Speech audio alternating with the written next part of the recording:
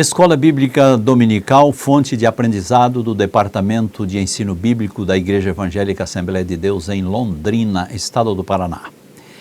Nós queremos nesse instante cumprimentar a você, a sua família, os seus alunos, meu caro professor, com a bendita paz do Senhor. Queremos te desejar que o estudo que será proferido aqui neste momento seja de grande edificação para a sua vida, para a vida dos seus alunos, que você possa compreender o que a palavra de Deus quer dizer a você e aos seus alunos. Nós estaremos estudando hoje a nossa lição de número 4, do dia 25 de abril de 2021, cujo título é Dons de Poder. O texto áureo diz: a minha palavra e a minha pregação não consistiram em palavras persuasivas de sabedoria humana, mas em demonstração do Espírito de poder, para que a vossa fé não se apoiasse em sabedoria dos homens, mas no poder de Deus. 1 Coríntios capítulo 2, versículos 4 e 5. A verdade prática nos diz que os dons de poder são capacitações especiais em situações que demandam a ação sobrenatural do Espírito Santo na vida do crente. A nossa leitura bíblica em classe está na primeira carta de Paulo aos Coríntios, capítulo 12, versículos 4, 9 ao 11. Versículos 4, depois o versículo 9 até o 11, 9, 10, 11. Diz assim o texto: ora, há diversidade de dons, mas o Espírito é o mesmo. Versículo 9. E a outro pelo mesmo Espírito a fé, e a outro pelo mesmo Espírito os dons de curar. Versículo 10, e a outro a operação de maravilhas, e a outro a profecia, e a outro o dom de discernir os espíritos, e a outro a variedade de línguas, e a outro a interpretação das línguas. Versículo 11, mas um só, e o mesmo Espírito opera todas essas coisas, repartindo particularmente a cada um como quer. Esta lição, ela tem um objetivo geral, que é examinar os dons de poder. E ela tem também 3 objetivos específicos.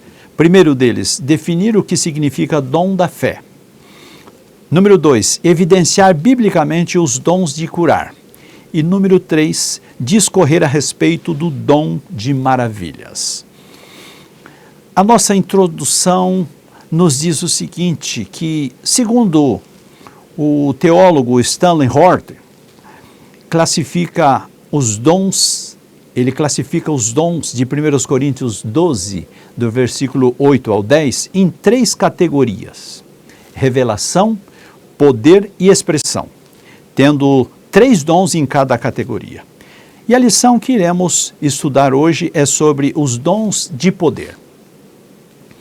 Compreendemos perfeitamente que Deus é quem concede os dons à sua igreja. Ele é imutável e deseja que nós, a sua igreja, continuemos a manifestar o Evangelho de Cristo, que é as boas novas de salvação a todos os homens. Este ato de evangelização deve ser feito com poder e graça.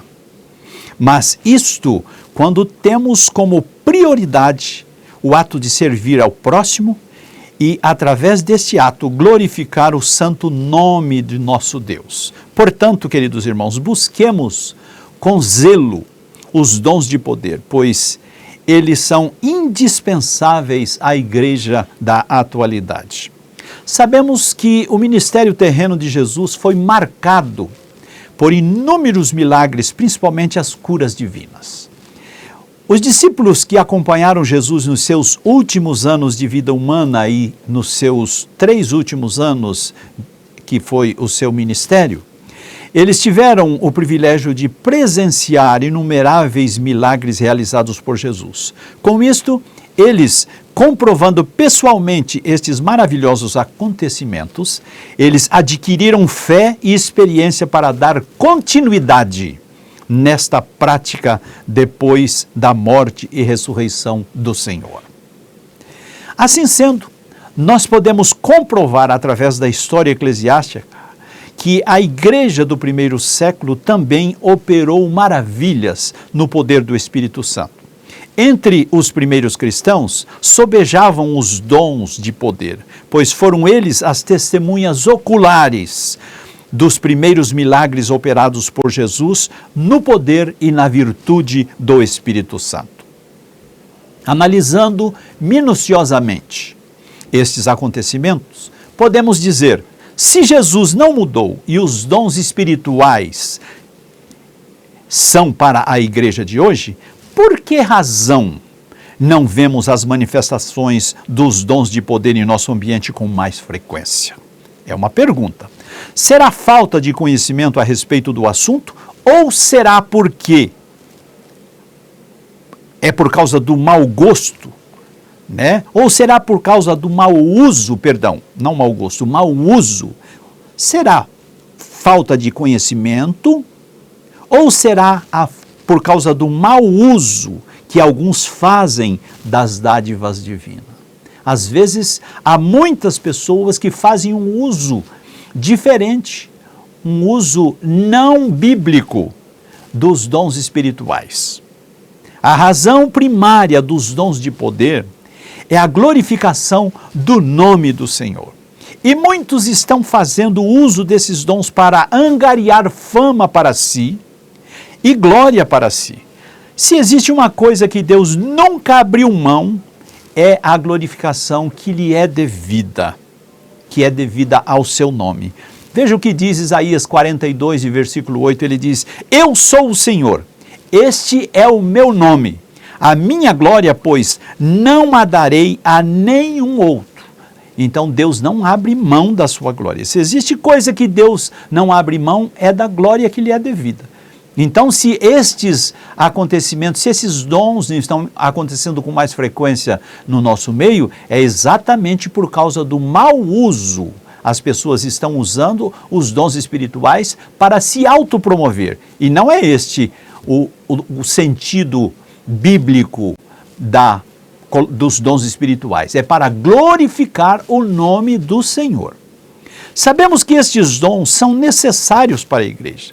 Se você deseja recebê-los e usá-los para a glória do Senhor, proporcionando crescimento e edificação da igreja, então, meu querido, busque-os com fé e em espírito de oração, de contrição, pois os dons de poder servem para confirmar uma mensagem de poder. Se você tem os dons de poder, a sua pregação, a mensagem que você vai expressar, será uma mensagem de poder. Vamos então para a nossa primeira parte, o dom da fé. 1 Coríntios capítulo 12, versículo 9. O primeiro subponto diz: o que significa fé? É uma pergunta. O que significa fé? Em Hebreus capítulo 11, versículo 1, nós lemos: a fé é o firme fundamento das coisas que se esperam e a prova das coisas que não se vê. Então, nós sabemos aqui que o que significa fé, a resposta está em Hebreus capítulo 11, versículo 1. A fé significa, então, a prova das coisas que se...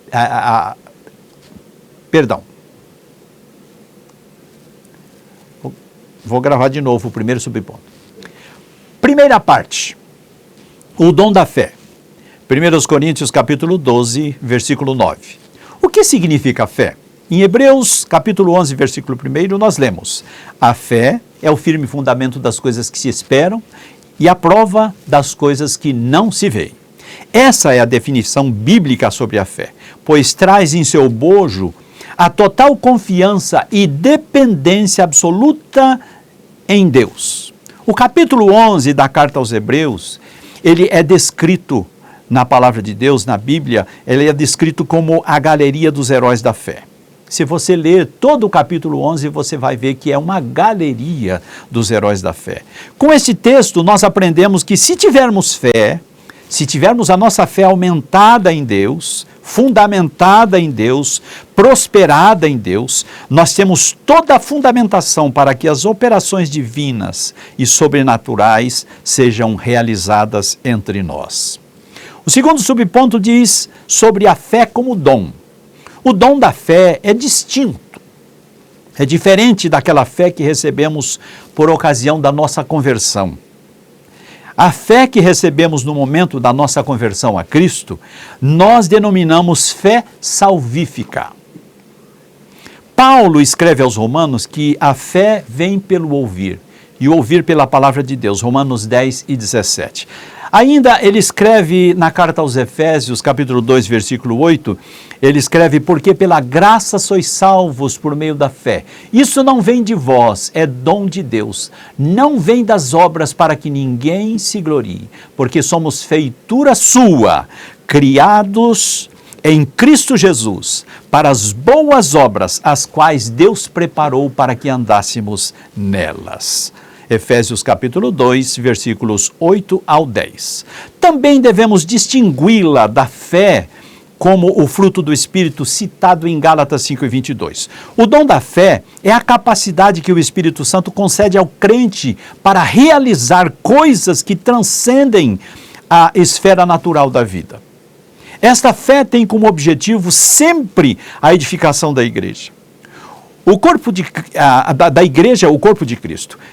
Stanley Horton define esta fé como uma fé milagrosa para uma situação ou oportunidade especial.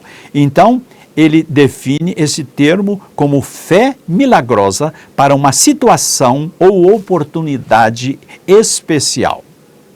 Vamos agora para o terceiro subponto. Exemplo bíblico do dom da fé. Quando Moisés guiou o povo de Israel na saída do Egito, rumo à terra prometida, ao se aproximarem do Mar Vermelho, já na iminência de serem destruídos por Faraó, o povo, então desesperado, por falta de fé em Deus, começa a murmurar contra Deus. Então Moisés disse ao povo: não temais, estai quietos e vede o livramento que o Senhor hoje vos fará. Porque aos egípcios que hoje vistes, nunca mais vereis para sempre. O Senhor pelejará por vós e vos calareis. Êxodo capítulo 14, versículo 13 e 14. Moisés viu pela fé o livramento do Senhor antes mesmo de o fato acontecer. Temos aqui uma excelente amostra bíblica do exercício do dom da fé. Temos outra amostra bíblica do exercício do dom da fé por ocasião da tomada de Jericó, quando Josué ordenou ao povo que em 6 dias eles dessem uma volta diária em redor da cidade. Mas ao 7º dia, eles deveriam dar 6 voltas e na 7ª volta, ao som das trombetas dos sacerdotes, dessem o brado da vitória, gritando conforme a orientação de Josué. Então, fazendo assim, eles deveriam quebrar os cântaros e levantar as tochas acesas. E aí, eles fizeram como ele ordenou. Veja o que diz o texto bíblico. E sucedeu que na 7ª vez, quando os sacerdotes tocavam as trombetas, disse Josué ao povo: gritai, porque o Senhor vos entregou a cidade. Josué 6 e 16. Vejamos que Josué viu pelos olhos da fé os muros vindo ao chão e a cidade sendo entregue a eles. E assim aconteceu. Que outra linda amostra bíblica do exercício do dom da fé.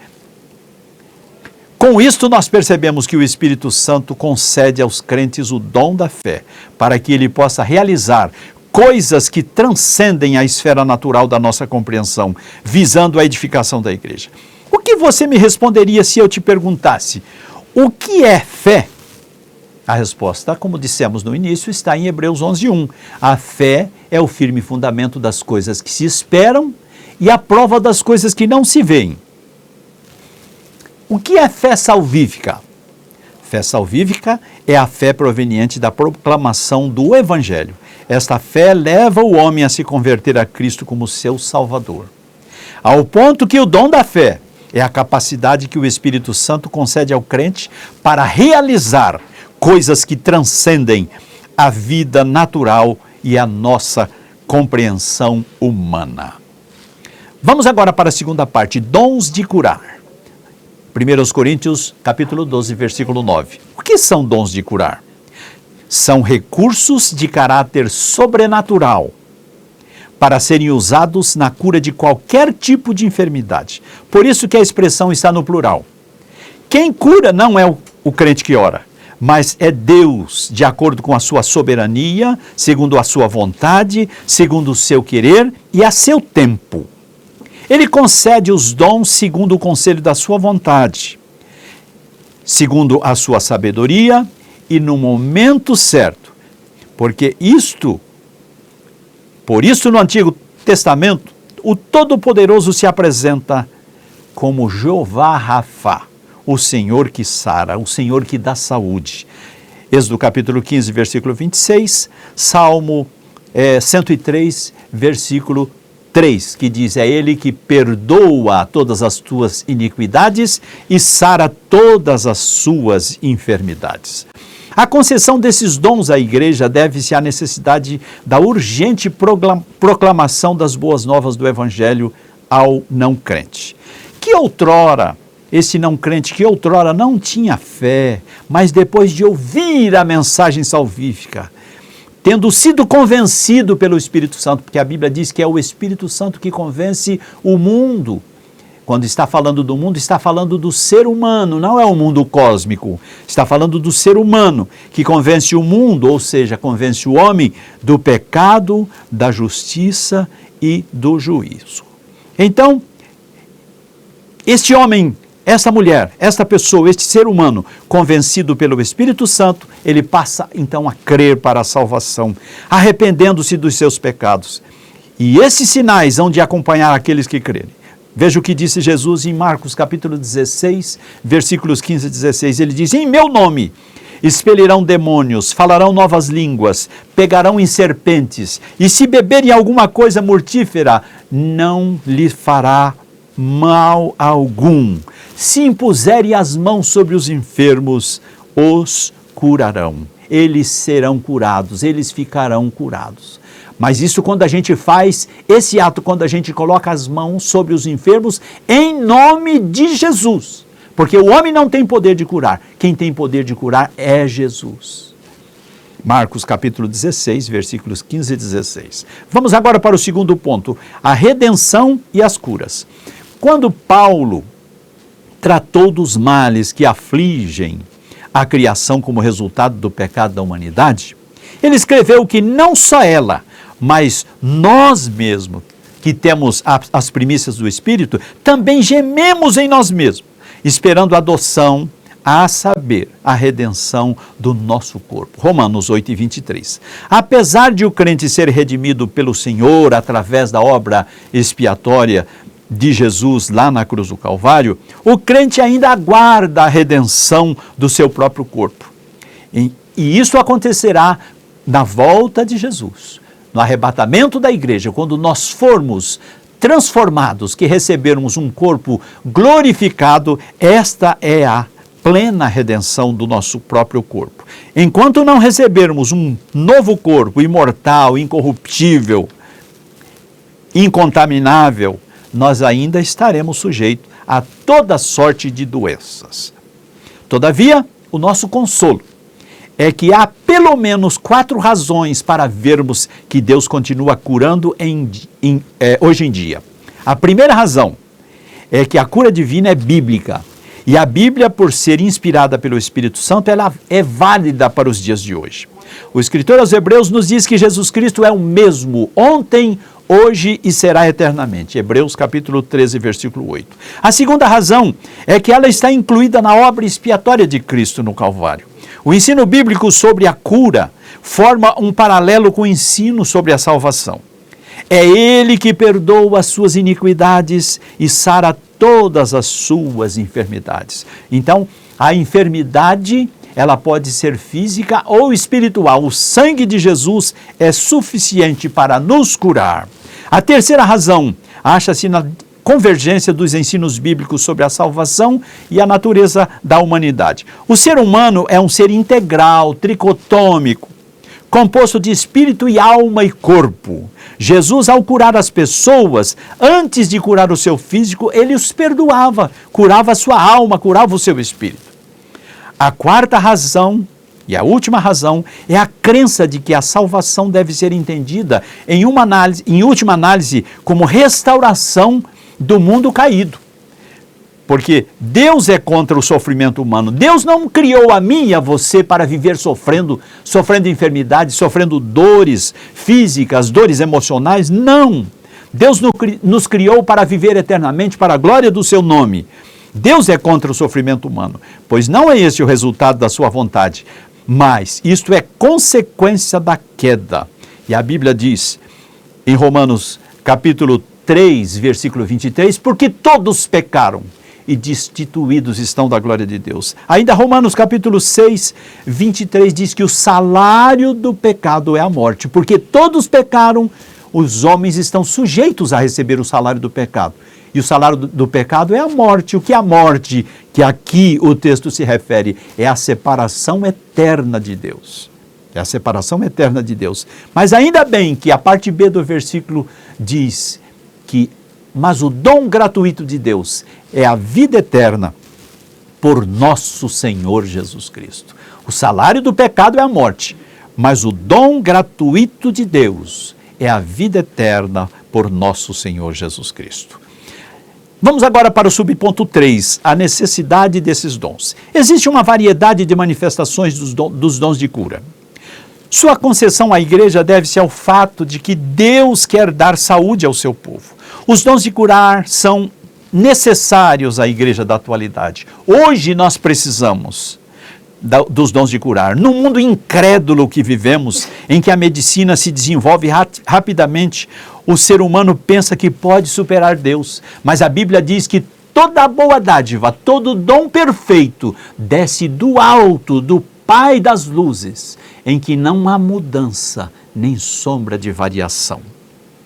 Então, a humanidade precisa compreender a sua limitação e convencer-se da sublime realidade de um Deus todo-poderoso que, em sua absoluta misericórdia e amor, concede sabedoria a homens e mulheres para multiplicar o conhecimento da medicina, da ciência, visando o bem-estar de todos. Se não fosse Deus, o doador da ciência, aos homens, nós não teríamos cura para as enfermidades. Mas graças a Deus que nós temos um Deus soberano, que sabe todas as coisas, que é a própria ciência, o nosso Deus.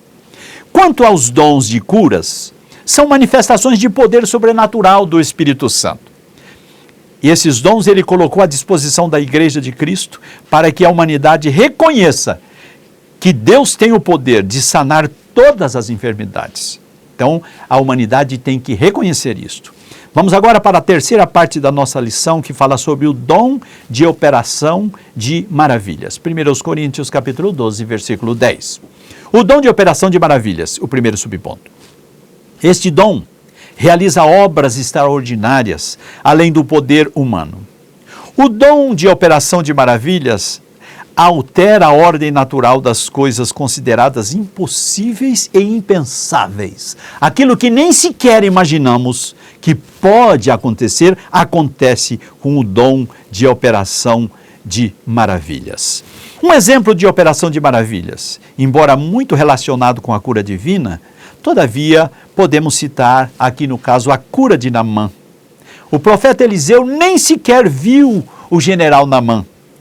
Ele, quando o general se apresentou a Geazi, que foi dar o recado ao profeta, o profeta simplesmente disse: Geazi, vai lá e diga para ele que dá 7 mergulhos no Rio Jordão e ele ficará curado. Então, a princípio, o general leproso se sentiu ofendido. Ele falou: mas não tem tantos rios superiores a estes lá na Síria? Por que ele vem me mandar eu mergulhar no Rio Jordão de águas sujas? Então, a princípio, o general leproso se sentiu ofendido, mas por insistência dos seus servos, ele resolveu obedecer à ordem recebida do profeta.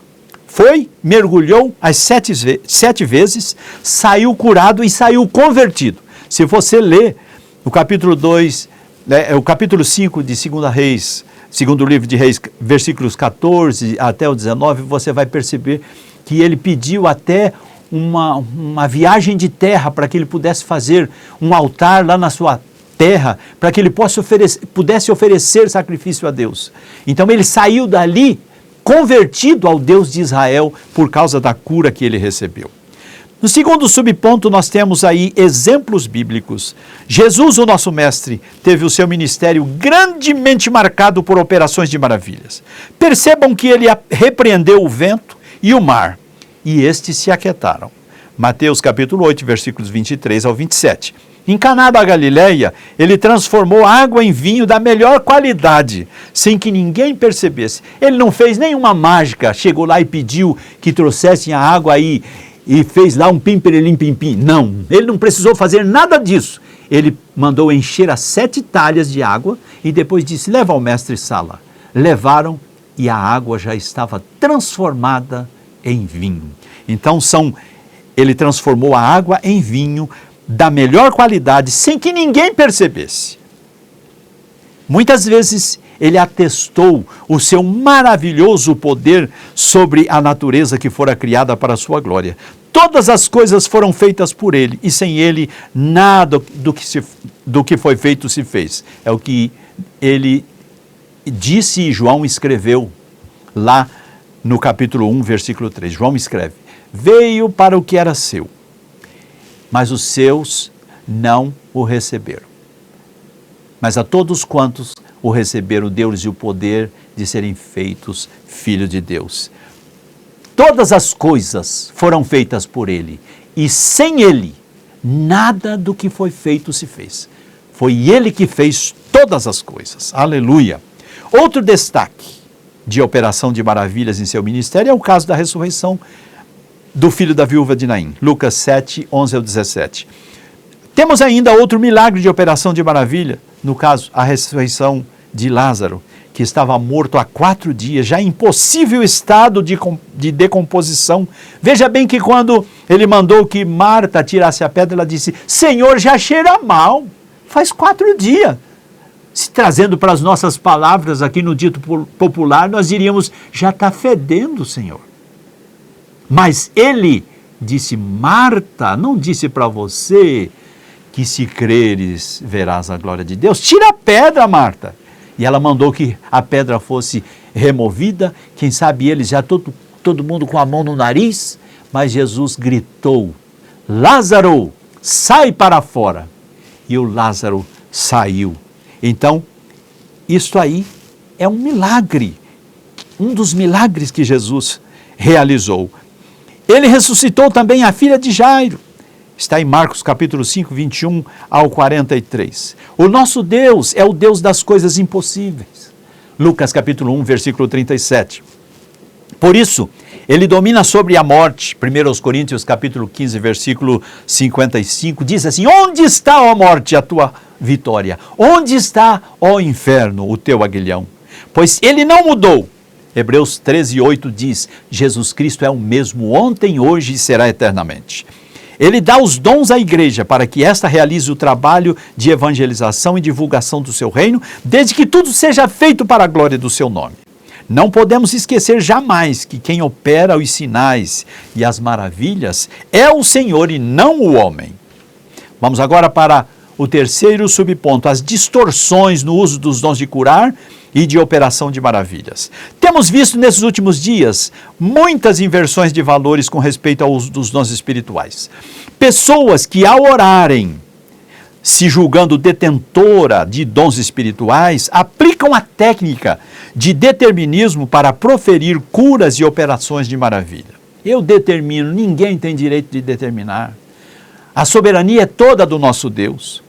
O nosso comentarista nesse trimestre, o pastor Elinaldo Renovato de Lima, ele nos chama a atenção para o fato em que o cristão não tem direito nem autorização divina para determinar nada, para decretar ou exigir a cura dos enfermos. Deus jamais permitiu que o ser humano se relacione com ele em forma de barganha, pois quem somos nós para barganharmos com o nosso Criador? O que nós temos para barganhar com o nosso Criador? Se Ele é o dono de tudo. O Salmo 24 diz que Ele, o Senhor, Ele é o dono da terra e da sua plenitude, o mundo e tudo que nele habita. O que sobrou para lhe oferecermos em forma de barganha para obtermos quaisquer benefícios da sua parte? Quem somos nós? Então, devemos reconsiderar esta forma de pensar. Quem faz tudo é o Senhor e para a glória do seu nome. Somos seres humanos totalmente limitados em nossas ações. Quem somos nós para exigir de Deus alguma coisa? Se não fosse a graça e a misericórdia de Deus, o que seria de nós? Na qualidade de discípulos, seguidores de Cristo, nós devemos rogar humildemente ao Pai, em nome de Jesus, buscando de todo o nosso coração, rogar autoridade para impormos as mãos sobre os enfermos, pois assim a palavra de Deus nos ensina. Tiago 5,14, Marcos 16 e 18. Sabemos que a oração de um justo pode muito em seus efeitos. Tiago 5,16. E independente de ser dotado de dom de curar ou não, porque isto, nós podemos ser usado por Deus. Tem uma das nossas lições que fala isso, que Deus pode nos usar hoje e nunca mais usar. E Deus pode nos usar hoje e usar amanhã na diversidade de dons. Por isso que nós temos que buscar os dons espirituais. Então, independente de ser dotado de dom de curar ou não, nossa responsabilidade é orar insistentemente com rogos, pedindo a cura. Quanto à efetivação desta cura ou não, depende da soberania e inquestionável vontade de Deus. Outra coisa que é comum acontecer é a pessoa orar. Se Jesus curar, o crente que orou passa a ser idolatrado pelas outras pessoas como se fosse detentor de um dom com patente registrada. E Jesus que realizou o milagre fica lá de lado. Ele fica com a glória para si. Mas eu quero te dizer que Deus pode usar a mim ou a você uma vez e nunca mais, como já dissemos. Ele pode nos usar esporadicamente.